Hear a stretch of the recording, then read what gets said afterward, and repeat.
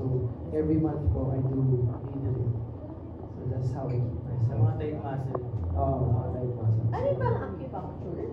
Yes, acupuncture ito, mas binabangon pa sa muscle to loosen the tight knots. Ikaw mismo gumagawa sa sarili mo. Meron naman ako, sa dista pala ako. Kasi ginagano mo sa sarili mo, eh, bago siya yung gumagawa. Yun yung ano ko, yun yung sabi ko, cheat code for all athletes.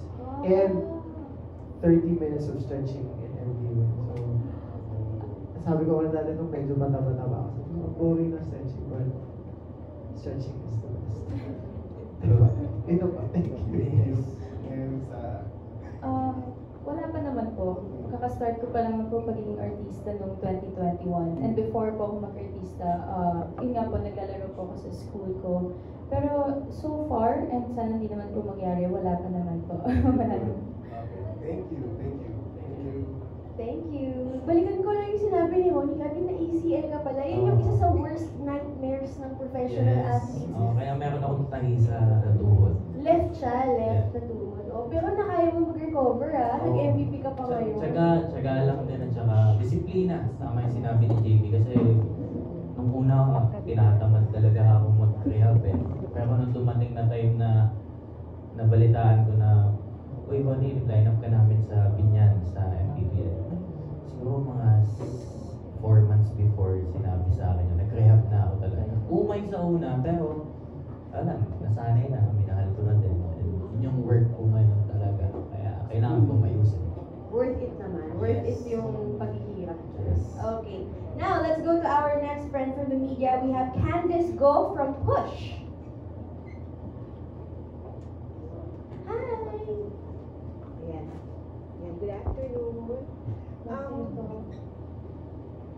Kay Young JB, ano yung, coming into the games, yung It's Showtime team has dominated the last 2 years. Ano yung strategy ng team nyo? Kasi syempre, yan, nanalo na from the last 2 years Ano yung game strategy nyo? Game strategy na. Pasintabi lang kay Ronnie. Number one, namin, si Ronnie, yung strategy namin was to stop them from scoring inside. Kasi yung strong suit ng Showtime na yun, nagsuscore sila, slashers sila, parang may sila mag-score in the paint, in the third quarter.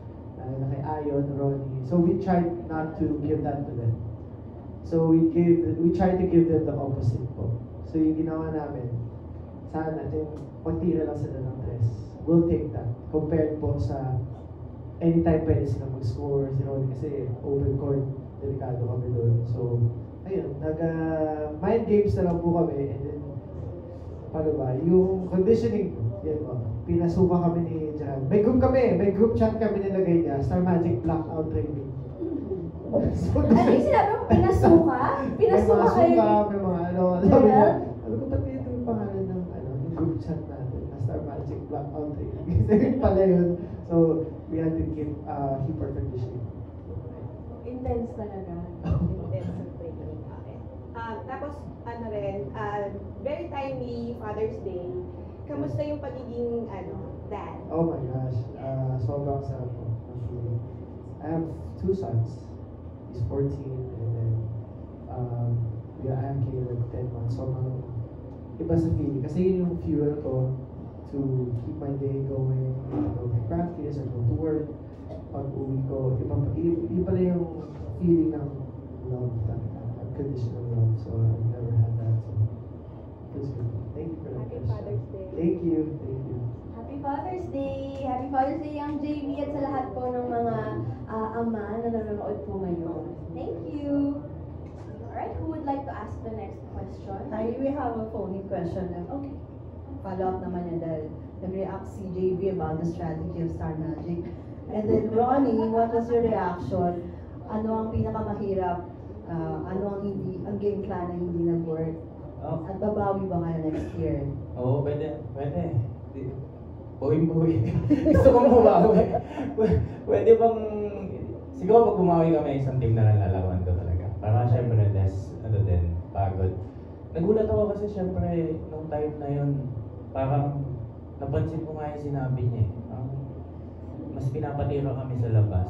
Ako, medyo nahirapan din ako talagang umatake kasi yun talaga yung laro ko eh. Wala akong masyadong shooting sa labas. So yun yung ginawa nila. Kaya nung sinabi ni JB yung strategy nila, kinalabutan ako dito. Galing ka. Ganun nga, kasi ganun yung nangyari. Eh, wala. Yun nga, sinabi ko, kahit na gaano kalakas or gaano yung lineup nyo, bilog yung bola. Pag nadali ka ng sistemang laro talaga, hindi mo masasabi. So, yun. Ang galing nila. Congrats, pare. Sana bawi kami.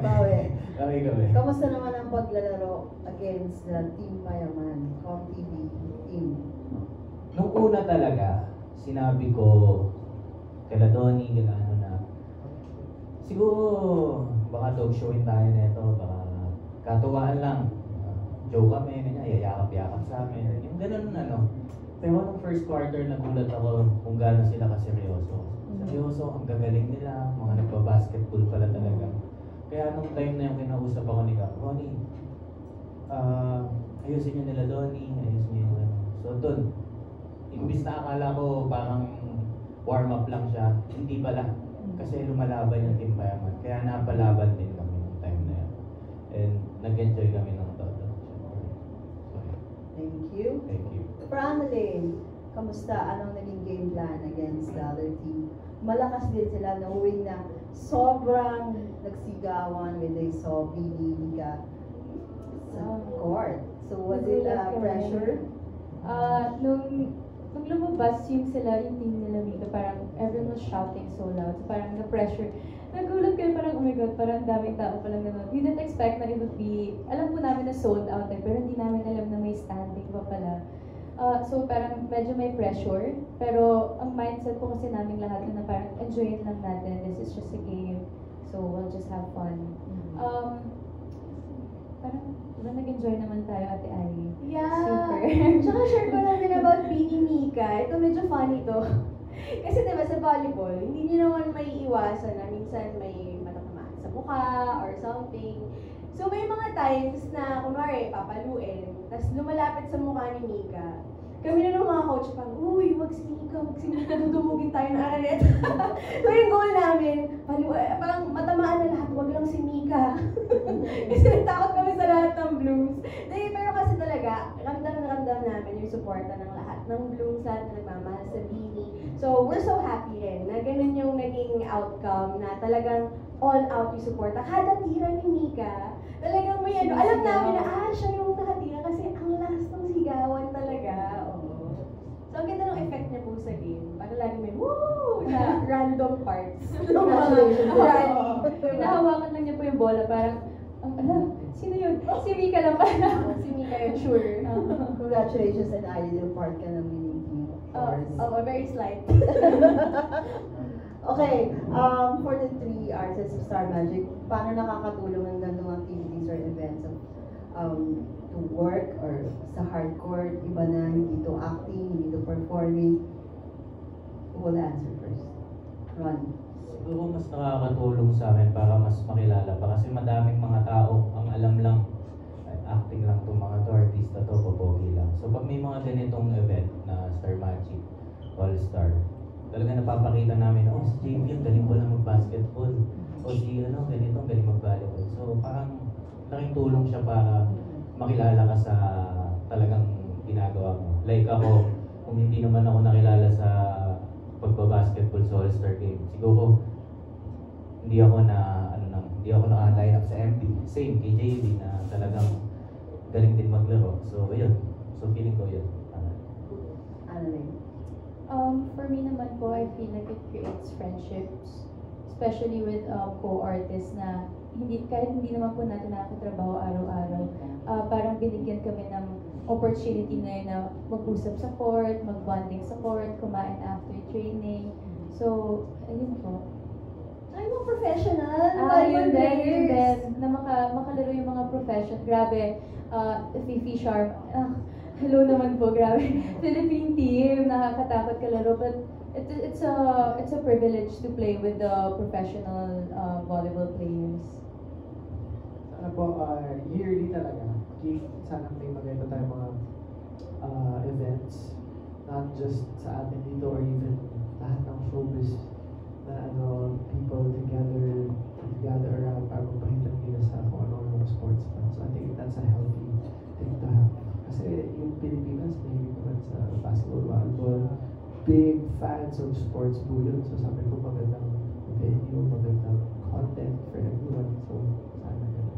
Exactly. Kasi yung mga shows or movies na ina-appearan ng mga Star Magic artists natin, pwedeng hindi lahat mahilig sa drama, sa kilig, sa horror o action, pero lahat ng Pinoy mahilig sa sports. Lahat alam yung basketball, volleyball, kahit hindi mo alam yung kwento ng ibang shows or movies. Yung basketball at volleyball, alam mo kung paano siya nangyayari. So talagang andun yung crowd, di ba? Talagang ang dami natin, I think, na bagong fans sa Star Magic All-Star Games this year. So we're really, really so happy dun sa event, di ba? And what's next for you guys? Mga abangan namin projects for you. Let's go!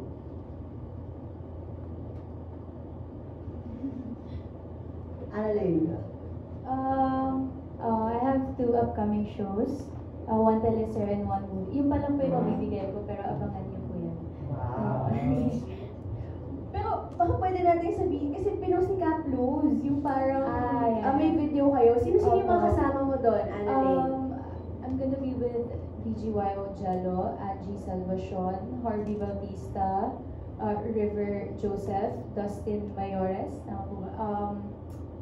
Crystal Brimner, Jella Alonte, and Brent Manalo. Ayun po. Abangan. Abangan ko yun. Abangan ko yun. Ako po, meron kaming pelikula ni Loisa na hindi pa pinapalabas or hindi pa sinasabi. Pero meron po soon. Pero na-shoot na namin yan, tapos na. And ngayon, wala. MPB at Manny Pacquiao Basketball League. So, ayun. Ay po, same din sa MBBL, Irilan Royals. And, ano ba? Well, I'm working with Star right now for music. Well, behind the scenes, I'll be making music for some of our artists.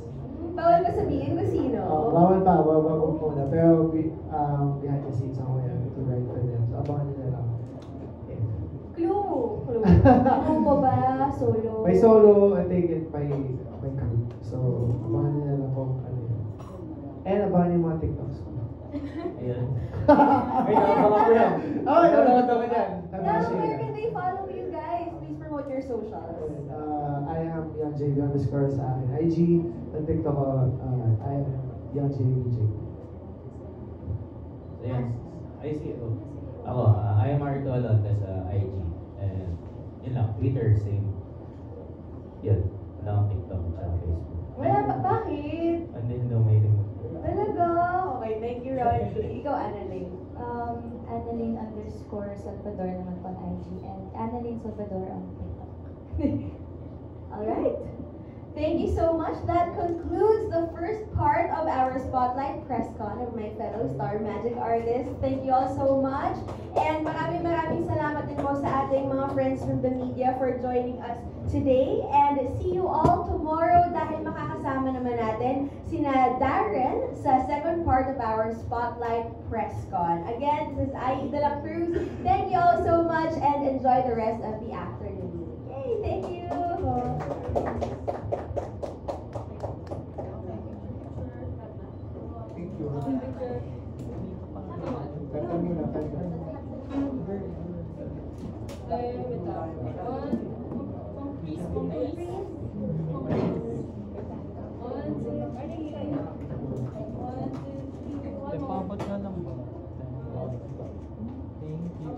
One more.